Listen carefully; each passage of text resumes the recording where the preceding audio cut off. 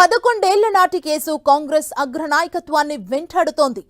ఎప్పుడు రిలీఫ్ దక్కుతుందనుకున్నా కనిపిస్తున్నా కూడా నేషనల్ హెరాల్డ్ ఆస్తుల కొనుగోలు వ్యవహారం ఈ పార్టీ టాప్ లీడర్స్ ని వదిలిపెట్టడం లేదు. తాజాగా ఢిల్లీ పోలీసులు ఎఫ్ఐఆర్ రిజిస్టర్ చేయడంతో సోనియా గాంధీ, రాహుల్ గాంధీపై అధికార పార్టీ నేతలు విమర్శలు ఎక్కుపెడుతున్నారు. వేల కోట్ల ఆస్తులున్న సంస్థను కుట్రపూరితంగా కొనుగోలు చేశారనేదే ఈ నేషనల్ హెరాల్డ్ కేసు కాగా ఢిల్లీ కోర్టు ఈ ఎఫ్ఐఆర్ సహా కేసు విచారణను డిసెంబర్ 16కు వాయిదా వేసింది.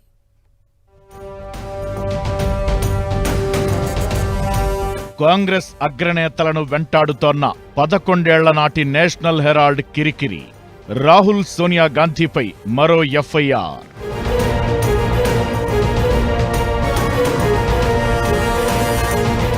కాంగ్రెస్ అగ్రనేత సోనియా గాంధీ, లోక్సభ ప్రతిపక్ష నేత రాహుల్ గాంధీపై ఢిల్లీ పోలీసులు ఎఫ్ఐఆర్ నమోదు చేశారు.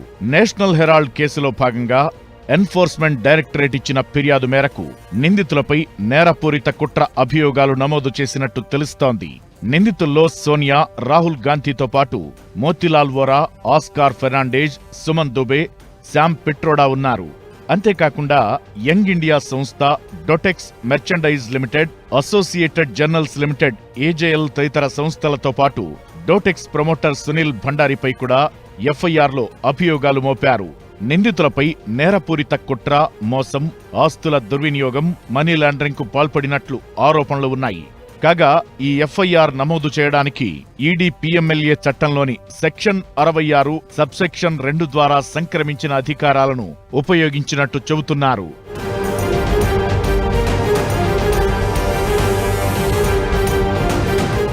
పోలీసుల ఆరోపణల ప్రకారం నిందితులందరూ కుట్రపూరితంగా కేవలం 50 లక్షల రూపాయలు మాత్రమే చెల్లించి అసోసియేటెడ్ జర్నల్స్ లిమిటెడ్ కు చెందిన 2,000 కోట్ల విలువైన ఆస్తులపై అధికారాన్ని పొందారనేది అభియోగం.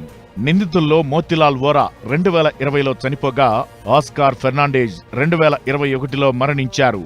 అసోసియేటెడ్ జర్నలిస్ట్ లిమిటెడ్, ఏజేఎల్ కు చెందిన నేషనల్ హెరాల్డ్ పత్రికను కాంగ్రెస్ పార్టీ 90 కోట్ల రూపాయలు లోన్ చెల్లించి దాని ఆస్తుల్ని ఆధీనంలోకి తీసుకుంది. అయితే రాహుల్, సోనియాకు మెజారిటీ వాటా ఉన్న యంగ్ ఇండియా కేవలం 50 లక్షలు మాత్రమే కాంగ్రెస్ పార్టీకి చెల్లించి ఏజేఎల్ ను సొంతం చేసుకున్నట్లు ఛార్జ్షీట్లో ఈడీ ఆరోపించింది. ఇప్పటికే ఈ కేసులో ఈడీ ఛార్జ్షీట్ దాఖలు చేసింది. దీన్ని పరిగణలోకి తీసుకునే విషయంపై నిర్ణయాన్ని ఢిల్లీ కోర్టు డిసెంబర్ 16కు వాయిదా వేసింది. ఏజేఎల్ కు చెందిన సుమారు 2,000 కోట్ల విలువైన ఆస్తుల్ని నిందితులు తమ హస్తగతం చేసుకున్నారని ఈడీ ఆరోపిస్తుండగా, ఇదంతా రాజకీయ కక్షగా కాంగ్రెస్ కొట్టిపారేస్తోంది. తాజాగా ఏజేఎల్ ను యంగ్ ఇండియన్ సంస్థ విలీనం చేసుకోవడం నేషనల్ హెరాల్డ్ సంస్థను పునరుద్ధరించేందుకేనని చెబుతున్నారు. నేషనల్ హెరాల్డ్ వ్యవహారాల్లో అవకతవకలు జరిగాయని బీజేపీ నేత సుబ్రహ్మణ్య స్వామి 2014 జూన్లో ఇచ్చిన కంప్లైంట్ ఆధారంగానే ఈ కేసు నడుస్తోంది.